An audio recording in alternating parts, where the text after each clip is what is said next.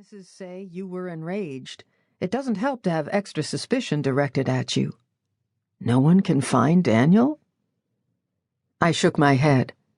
Know where he might be? She shook her head in return. Why the divorce? Her shoulders relaxed, like she was resigned to surrender her privacy as well as her marriage. Neither of us could be faithful. My stomach flip-flopped, but I stayed quiet. Richard said sometimes people will volunteer extra information if you give them a chance. This didn't turn out to be true for Claire. After a few moments, I asked her to continue. It's complicated, she said. For years we've talked about parting ways. Last month I finally filed. What was your relationship with Platt? Claire shook her head, more to herself than to me, and screwed her face into a queer sort of smile that could only be described as sarcastic. I was considering how to rephrase when she surged toward the glass and banged it with her fist, sending me back in my chair so violently its legs scraped the linoleum. I've never met Wendell fucking Platt! All I could do was try to control my breathing. Never met him, she said. No one believes me. She settled back into her chair, and I tried to convince myself that the person in front of me was the same woman from 30 seconds ago.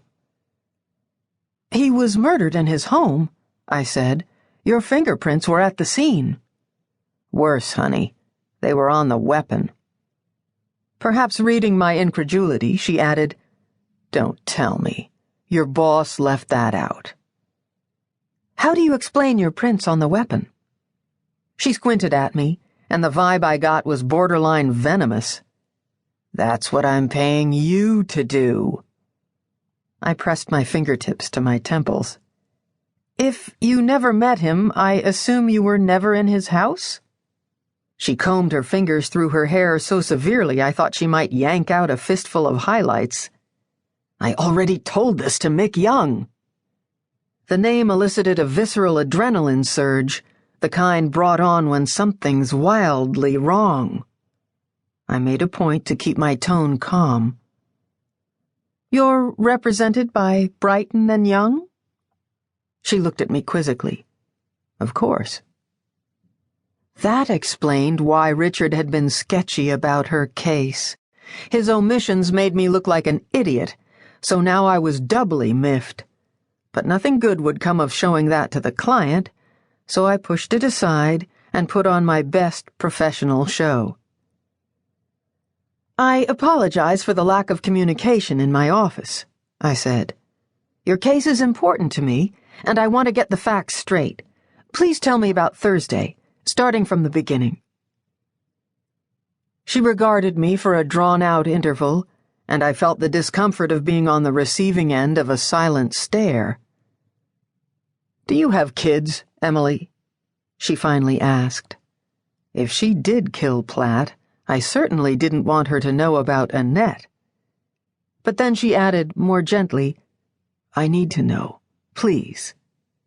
Why does that matter? Because I didn't kill anyone. And if Young can't prove I'm innocent, my kids will go to a man who shouldn't have them. Reuben isn't capable of putting the boy's needs in front of his own. It's terrifying to imagine and hard to explain to someone who's not a parent. Her fears resonated with me, but I wasn't ready to share that. Tell me about Thursday. She tucked her hair behind an ear and edged forward, resting a forearm on the little countertop again. I promised myself I wouldn't flinch if she had another outburst. Thursday, I got a tip about a dog and went to check it out. Before I could ask, she added, I'm in an animal rescue group. Claire seemed more likely to wear an animal than rescue one. I wondered what else about her I might have misjudged. When I got to the address, something was off.